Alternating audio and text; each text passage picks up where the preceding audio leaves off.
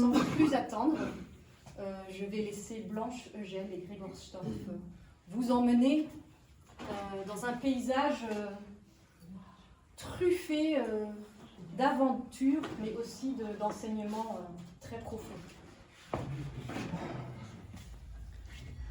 Voilà le roman. Pour vous dire un tout petit mot sur le personnage principal et sur l'histoire, le personnage s'appelle Michael C. Daley. MC Daley. Il n'a pas 40 ans. Il habite dans le quartier de Montparnasse. Il ne paie pas son loyer depuis 3 ans. Plus que ça. Et un de ses amis lui propose un boulot qui se passe en Inde. Il s'agit d'un tournage de film sur la vie du Bouddha Shakyamuni.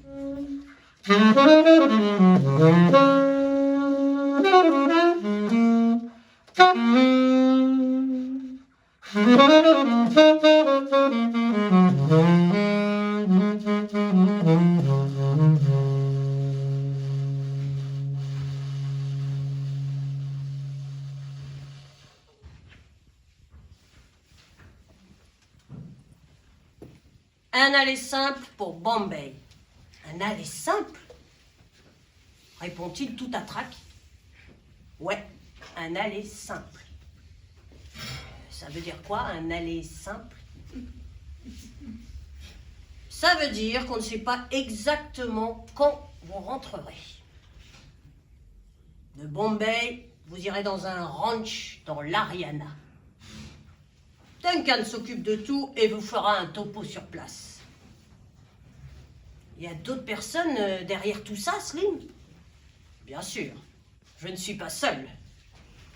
Sacrée organisation, dit Daley, impressionné. Il faut être à la hauteur, acquiesce Slim.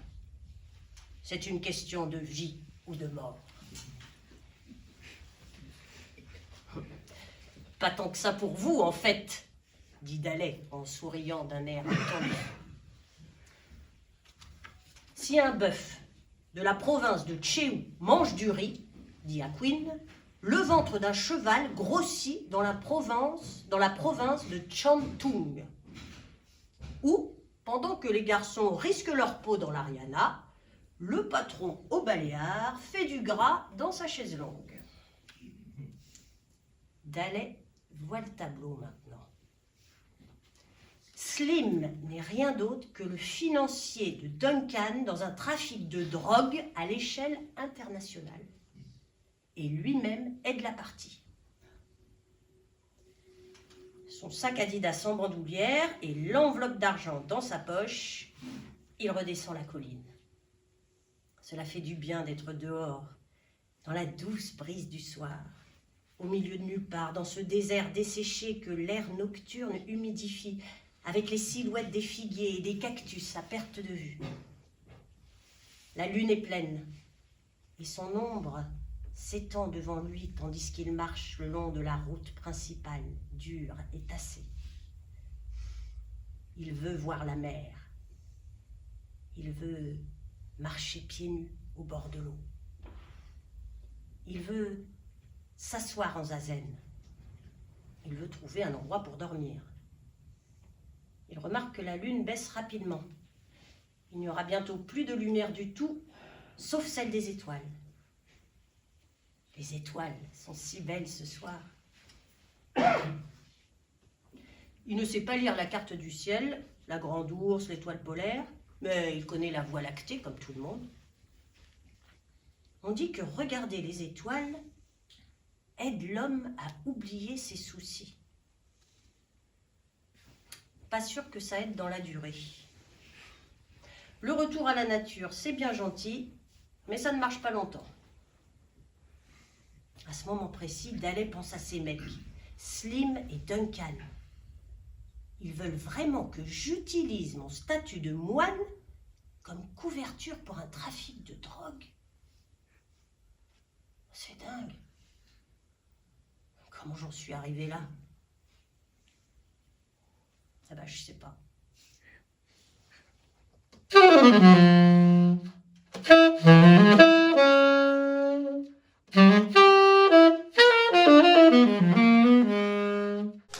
Écoutez ça sans savoir que c'était moi qui l'avais fait. C'était inimaginable que c'était moi. En plus en français, alors ça Tiens, tu peux dire. Voilà, je parle de la série, de cette trilogie. La série Dali. C'est la série Dali qui est le protagoniste Oui. de toutes ces histoires, c'est ça? De ces trois livres que tu as mentionnés, oui. Voilà. Oui.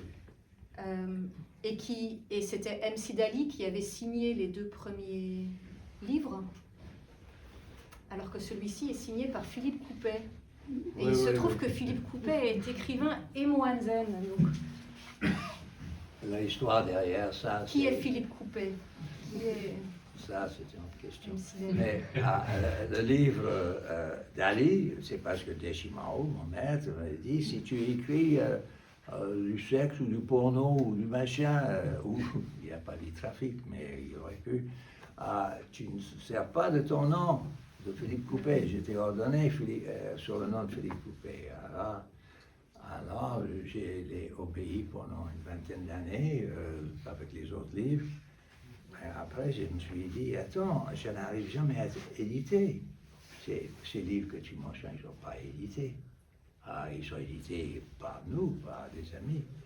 Alors je me suis dit, c'est un peu triste, mais si je mets mon nom, qui est un tout petit peu connu, peut-être je pourrais trouver un éditeur. J'ai mis mon nom et j'ai trouvé un éditeur. Mais, excusez-moi, maître, le temps passe et les choses et les circonstances sont différentes. Ouais. Si j'ai bien compris et si j'ai bien lu l'avertissement au lecteur et à la lectrice en début du livre, tous les faits sont basés sur des faits réels. Il s'agit d'un vrai vécu. Vous avez parlé de autofiction dans un entretien que vous pouvez voir sur YouTube, sur la chaîne YouTube de la Sangha Zen sans demeure. Donc si c'est de l'autofiction et que vous avez écrit ces premières notes, il me semble, il y a environ 40 ans, parce que le roman se situe dans les années 80, c'est ça? Au moment de l'assassinat de Indira Gandhi en Inde. Un peu avant. Un peu Et avant. pendant. Et pendant, d'accord. On a le désir de reprendre le bouddhisme, c'est du bouddhisme. Mais ce n'est pas du bouddhisme qu'on va considérer comme du bouddhisme, mais c'est du bouddhisme.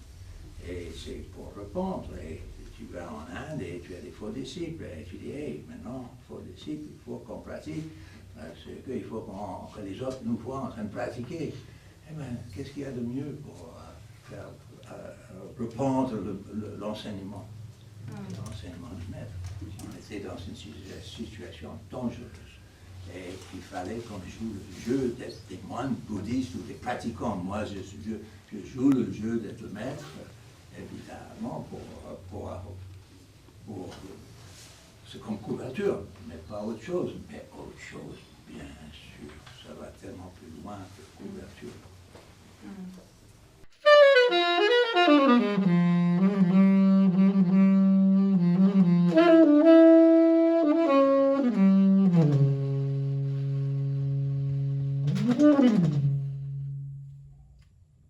Non, c'était du faux bouddhisme.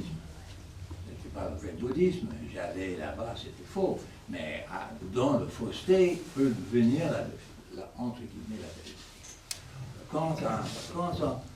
Quand on est moine, bodhisattva, cette ordination aussi, on vit, on entre dans la vie incertaine. Et ça, c'est la vie incertaine que j'ai fait toute ma vie, presque avant que j'étais déshérité et après que j'étais déshérité. J'ai toujours été dans une situation incertaine. Et ça, c'est ça. Et quand je suis devenu bodhisattva et puis moine, ça allait complètement avec comment je comprends, qu'est-ce que je sais, que la pratique de la voix de quelqu'un comme un moine, un bodhisattva ou non, ou autre chose, ou juste un vrai pratiquant, et alors ça allait très bien à aller en Inde. C'est aller là où il y a des difficultés, au lieu de me rester chez moi confortable en train de lire les sutras. C'est fonctionner vraiment dans la vie et pas fuir la vie. Et comment on fonctionne sans mentir? Mais ça ne m'intéresse pas trop qu'est-ce qui est vrai, qu'est-ce qui est bon et qu'est-ce qui est mal. Je sais que ce qu'on faisait était bon, c'est-à-dire on faisait un bon travail, très, très sophistiqué. Ça ne me dérangeait aucunement. C'était parce que la société le demande. Mais si on légalise, si on dit que tout ça c'est légal, alors il n'y aurait pas eu de mensonge. Alors, le mensonge vient d'où?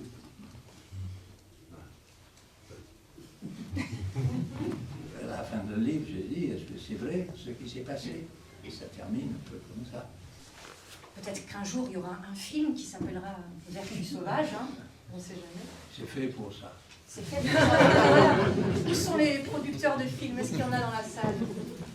Pas encore, bon, la prochaine fois. Non, mais c'est Cinématographique, mon c'est très écriture est visuelle. Très visuel. C'est très cinématographique, Ah oui. c'est très visuel. Allez, je sens Notamment qu'il y a la scène du qu'il y a- ventilateur La scène- évoque le film très connu Apocalypse Now, la scène une des Ah ouais. premières scènes du film. Je ne sais pas si c'est voulu, délibéré de votre part. Non.